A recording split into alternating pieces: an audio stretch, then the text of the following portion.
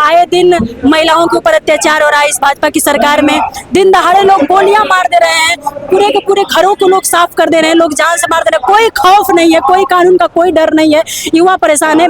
सपा से लोग नाराज है तो बसपा में जा रहे हैं। आप आए दिन हर रोज न्यूज देख रहे हैं, सपा के कार्यकर्ता, पुराने कार्यकर्ता निकल के बसपा में लोग शामिल हो रहे हैं। माननीय बहन जी बहुत ही बारीकी से हर उन कमियों पे फोकस कर रही हैं जो पिछले चुनाव में शायद हो चुकी है उनसे। किस सरजमीन से ये आगाज होने वाला है, आगाज होने जा रहा है 2027 में। माननीय बहन जी उत्तर प्रदेश की कमान संभाल लेंगे।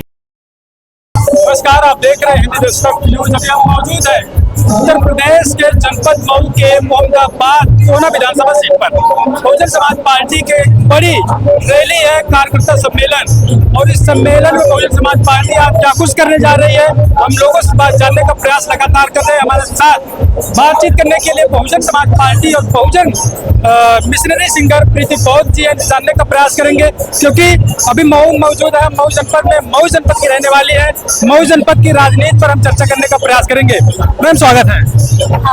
बहुत बहुत धन्यवाद। सबसे पहले तो हिंदी दस्तक न्यूज देख रहे आप सभी दर्शकों का प्रीति बौद्ध की तरफ से हार्दिक स्वागत, अभिनंदन, वंदन, सादर बताइए। आपके जनपद में बड़ा कार्यक्रम बसपा का लगाया गया है, क्या कहेंगी आज? सिर्फ मेरे जनपद ही नहीं, मेरी विधानसभा भी है, ये मेरी स्वयं की विधानसभा है। और आज इस मोहम्मदाबाद गोना 355 की सरजमीन से ये आगाज होने वाला है, आगाज होने जा रहा है 2027 में। माननीय बहन जी उत्तर प्रदेश की कमान संभाल लेंगे। लगता है लगातार बसपा के लोग बात कर रहे हैं कि 403 सीट की तैयारी, 226 सीट हमारी, तो इस 226 सीट बसपा कैसे लाएगी? अभी एक विधायक बचे हैं, लोग कह रहे हैं बसपा कमजोर हो चुकी है, बेंच भटक गई रास्ते से, लेकिन कैसे इतना बड़ा टास्क बसपा कंप्लीट कर पाएगी? एक बार मैं, जो लोग ऐसी बातें कहते हैं उन लोगों से मैं कहना चाहती हूँ कि कोई अन्य पार्टी होती, जितनी भी विपक्षी पार्टियां हैं, अगर उन पार्टियों में कोई एक ऐसी पार्टी होती जिसका सिर्फ एक विधायक होता तो शायद उसकी रैलियों में एक भी जनसंख्या न दिखती। लेकिन बहुजन समाज पार्टी के भले ही एक विधायक हो, लेकिन उनकी रैलियों में आप जन सैलाब देखेंगे। लोगों को आज भी लोग अपने संघर्ष पे भरोसा करते हैं, जिसने हमारे बहुजन समाज के लोग संघर्षशील हैं, जो महापुरुषों को मानने वाले हैं, महापुरुषों की विचारधारा पे चलने वाले हैं। और हमारे महापुरुषों ने इसी सिखाया है कि संघर्ष ही जीवन है। तो हम जितनी तेजी से गिरते हैं उससे दुगनी एनर्जी से ऊपर उठते हैं। तो वो यही जो 27 का चुनाव है कुछ ऐसा ही होने वाला है, क्योंकि हर सीटों पे देखा जाए, खासकर पूर्वांचल की सीटों पे देखा जाए तो माननीय बहन जी अभी चुनाव 27 में है, लेकिन 26 में ही हर सीटों पे प्रत्याशियों की घोषणा कर दी जा रही है। क्यों? क्योंकि माननीय बहन जी कोई भी चूक इस बार छोड़ना नहीं चाह रही है। वो चाहती हैं कि प्रत्याशी पहले से ही लोगों के बीच में जाए, आए लोगों विधानसभा के लोगों से और प्रत्याशी से कि जो बीच का संबंध है वो बढ़िया हो, वो मीठा हो, और लोग एक दूसरे को अच्छे से जान सके, ताकि हमें वोट के समय में ये ना लगे कि नहीं प्रत्याशी कोई नया है, नहीं लगे कि नहीं ये तुम्हारे घर का है, ये तो आने जाने वाला है। इसलिए माननीय बहन जी बहुत ही बारीकी से हर उन कमियों पे फोकस कर रही हैं जो पिछले चुनाव में शायद हो चुकी है उनसे। तो इसलिए हम कह सकते हैं कि इस बार इस मोहम्मदाबाद कोना की सरजमी से मऊ का आगाज होने वाला है कि हम लोग बहुत अच्छी संख्या में यहाँ से सीटें निकाल के माननीय बहन जी के झोली में डालने वाले हैं। मऊ जनपद में 4 विधानसभा सीटें हैं, तो 4 में से बसपा कितने अपने खाते में ला पाएगी?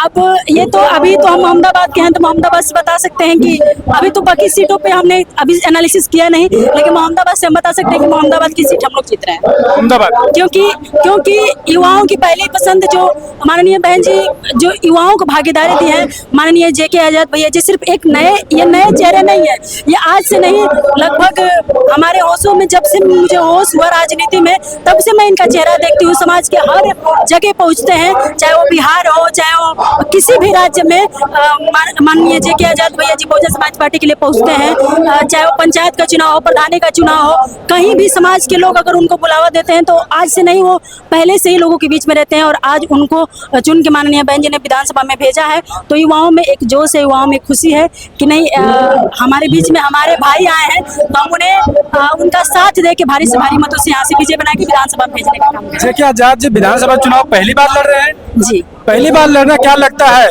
समाजवादी पार्टी के विधायक हैं और पुराने में बसपाई भी है, क्या लगता है उनसे मुकाबला करना पहली बार विधानसभा चुनाव लड़ा आसान? ऐसे न कहिए कि वो बसपाई है, बसपाई थे, वो थे, अभी नहीं है, अभी वो किसी और विरोधी पार्टी में है। तो भाई आप तब थे जब आप बसपा में थे, तब लोगों ने आपको प्यार दिया, लेकिन अब आज आप बसपा में नहीं है। आज जो बसपा से आए हैं उनका स्वागत है, सम्मान है, क्योंकि आज अगर सपा से लोग नाराज हैं तो बसपा में जा रहे हैं। आप आए दिन हर रोज न्यूज देख रहे हैं, सपा के कार्यकर्ता, पुराने कार्यकर्ता निकल के बसपा में लोग शामिल हो रहे हैं। भाजपा से लोग नाराज है तो किसी अन्य पार्टियों में नहीं, वो बहुजन समाज पार्टी में। ब्राह्मण भी आ रहा है। हाँ, ब्राह्मण भी आ रहा है, ब्राह्मण हो, क्षत्रिय हो, ओबीसी में जितनी भी जातियां हैं, चाहे अन्य SC ST के समुदाय के लोग हो, सभी लोग, सर्व समाज के लोग बहुजन समाज पार्टी को अपनी पहली पसंद मान रहे हैं, क्योंकि बहुजन समाज पार्टी कोई क्षेत्रीय पार्टी नहीं है, ये राष्ट्रीय स्तर की तीसरे नंबर की पार्टी है। आज भाजपा की जो स्थिति है, हर लोग परेशान है। डबल इंजन की सरकार इनको कहते हैं, जहां कहते हैं कि हम विरोधियों को, हम दुश्मनों को भगा रहे हैं, पाकिस्तान को भगा रहे हैं, लेकिन देखा जाए तो आज चीन अरुणाचल प्रदेश पे कब्जा कर रखा है, अरुणाचल प्रदेश को अपना बना लिया, लेकिन अभी भी भाजपा के लोग कह रहे हैं कि नहीं, हम अच्छी सरकार चला रहे हैं। तो ये लोगों को अब ये जो भ्रम था लोगों का, वो टूट चुका है। आए दिन महिलाओं के ऊपर अत्याचार हो रहा है इस भाजपा की सरकार में, दिन दहाड़े लोग गोलियां मार दे रहे हैं, पूरे के पूरे घरों को लोग साफ कर दे रहे हैं, लोग जान से मार दे रहे हैं, कोई खौफ नहीं है, कोई कानून का कोई डर नहीं है। युवा परेशान है, बेरोजगार परेशान है, जवान परेशान है, किसान परेशान है, महिला परेशान है, हर कोई भाजपा की सरकार में परेशान है। उस स्थिति में देखा जाए तो लोग पिछली सरकार जो माननीय बहन जी की जो रही है, खासकर वो पूर्व बहुमत की सरकार 7 से 12 तक की जो सरकार रही है, उसको लोग याद कर रहे हैं कि उन दिनों माननीय बहन जी किस प्रकार से सरकार चलाती थी, लॉ एंड ऑर्डर कितने अच्छे तरीके से चलाया, हर शिक्षा पे, स्वास्थ्य पे माननीय बहन जी ने ध्यान दिया। वो पहली मुख्यमंत्री ऐसी मुख्यमंत्री थी जिनकी गाड़ी गरीबों की बस्तियों में जाती थी, सरकारी विद्यालयों में एनालिसिस करती थी। तो माननीय बहन जी की सरकार जो सर्व समाज का भला की, किसी जाति पाति का नहीं, सर्व समाज के लोगों का भला की, तो आज माननीय बहन जी को लोग याद कर रहे हैं। और सर्व समाज के लोग, यहाँ तक कि जो भाजपा के कट्टर माने जाते थे, आज वो लोग भी माननीय बहन जी की मांग कर रहे हैं। तो निश्चय ही इस बार परिवर्तन देखने को मिलेगा, और निसंदेह हम कह सकते हैं कि माननीय बहन जी इस बार 27 के चुनाव में उत्तर प्रदेश की कमान संभालने वाले। मऊ में जो सीट मोहम्मदाबाद की सीट है, ये रिजर्व सीट है। यहाँ पर अगर देखा जाए, दलित समाज का जो वोटर है 88,000 के समथिंग है, और मुस्लिम समाज जो बार बार बसपा कह रही, मुस्लिम समाज हमारे साथ आ रहा है, मुस्लिम समाज लगभग 59,000 के करीब है। मगर ये दोनों मुस्लिम और दलित मिलते हैं 1,40,000 के आसपास वोट जाएगा। क्या लगता है मोहम्मदाबाद गोहना में, आप यहाँ के निवासी हैं, तो मुस्लिम और दलित क्या एक बराबर एक मंच पर आ पाएगा? मैं बिल्कुल आना पड़ेगा। अगर मैं मुस्लिम समाज के देख रहे सभी भाइयों से को मैं ये बताना चाहती हूँ कि आपने 22 में साथ दिया, आपने 24 में साथ दिया, लेकिन हम कुछ नहीं कर पाए भाजपा का। आप भी भाजपा को गिराना चाहते हो, हम भी भाजपा को हटाना चाहते हैं, लेकिन तय ये करना है कि कौन भाजपा को हटा पाएगा। आपने 12 से 14 से आप लोग लगातार वोट दे रहे हैं भाजपा को हटाने के लिए, 14 से आप लोग वोट कर रहे हैं अन्य पार्टियों को, लेकिन क्या आप लोग हटा पाए? लेकिन एक बार आप लोग, क्योंकि जो दलितों का वोट है, अगर मुसलमानों का वोट है, अगर मिल जाए तो निसंदेह में भाजपा को हटाने में 1% भी कोई दिक्कत नहीं होगी। इसका जीता जागता उदाहरण मऊ की नगर पालिका की सीट है, जहाँ से अरशद जमाल चुनाव जीते हैं, क्योंकि वहाँ का जो समीकरण था ऐसा बना कि अरशद जमाल का सपा से टिकट कटा, लोग नाराज हो गए सपा से, जो कि मुसलमानों का वोट तुरंत बसपा पे चढ़ गया और अरशद जमाल को बसपा से टिकट मिल गया। और जैसे ही मुसलमानों का वोट बसपा पे चढ़ा, अरशद जमाल पे चढ़ा, प्लस दलितों का वोट, वो बम्पर रोड से, पूरे प्रदेश में बम्पर रोड से निकलने वाली सीट थी अरशद जमाल की नगर पंचायत मऊ की। तो इससे हम ये कह सकते हैं कि ऐसे ही हर सीटों पे, चाहे विधानसभा की हो, चाहे लोकसभा की हो, चाहे नगर पंचायत की हो, चाहे जिला पंचायत की हो, अगर मुसलमानों का वोट दलितों के साथ आ जाता है तो हम कोई भी सीट हार नहीं सकते, हम भाजपा को बहुत आसानी से हटा सकते हैं। आप भाजपा को हराने की बात करें, या आप ही पर आरोप लगता है भाजपा की बी टीम आप लोग हैं? अरे भाई, वो तो अब जनता भी जान चुकी है भाई। हर दिन आए दिन तमाम विरोधी पार्टियों का मोदी जी के साथ, योगी जी के साथ फोटोज वायरल हो रहे हैं। कोई ये दिखा दे कि बहन जी के साथ कोई फोटो ऐसे आया है। लोग कहते हैं विकास पर बातचीत होने के लिए लोग मुलाकात कर रहे हैं। अब कि कैसा विकास होता है वो तो लोग ही जानेंगे। भाई क्या बहन जी ने विकास नहीं किया है? बहन जी ने भी विकास किया है, लेकिन बहन जी तो कोई विकास के लिए नहीं जाती। आप विपक्ष पार्टी से जाके मिल रहे हैं विकास के नाम पे।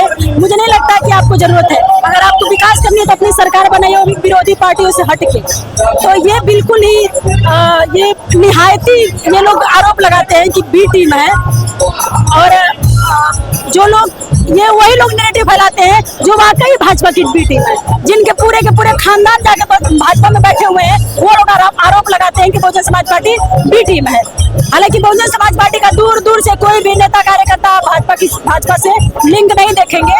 तो इसलिए इस नैरेटिव को आप लोग दिमाग से हटा दीजिए, क्योंकि माननीय बहन जी तब भी जनता का साथ दी थी, और निसंदेह आज उनकी सरकार बनती है तो निसंदेह बहन जी किसी पार्टी का नहीं, जनता के साथ रहेंगी और जनता का ही विकास करेंगे।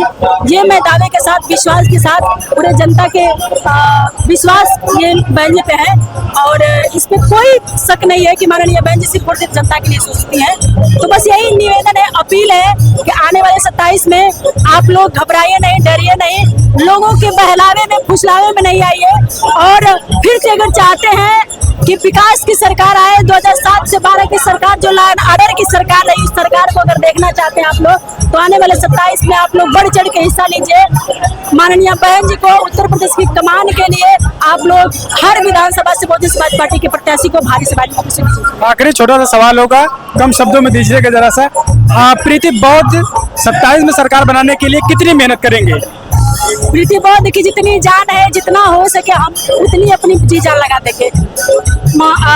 पूरे प्रदेश में बहुजन समाज पार्टी की सरकार बनाने के लिए, प्लस उसके लिए हमको बेस काम करना है कि हर बूथ, हर सेक्टर को मजबूत करना है, हर विधानसभा में हमें अच्छा रिजल्ट देना है। तो प्रीति बौद्ध से जितना भी हो सके हम अपने सारा एनर्जी लगा देंगे। शुक्रिया बातचीत करने के लिए। अभी हमारे साथ प्रीति बौद्ध बहुजन संघर्ष थे, तमाम राजनीतिक मुद्दों पर जानने का प्रयास किया। उत्तर प्रदेश के कोने कोने बहुजन समाज पार्टी लगातार अपने कैंडिडेट को मैदान में उतारने का काम कर रही है। पिछले 7-8 महीने पहले से ही बहुजन समाज पार्टी अपने उम्मीदवार उतार रही है। क्या कुछ सोचते हैं आप पूरी डेट हमको बताइएगा। उत्तर प्रदेश के कोने से हम आपके लिए अपडेट लेकर आने का प्रयास करेंगे। आप बने हमसे बन चैनल हिंदी दर्शक।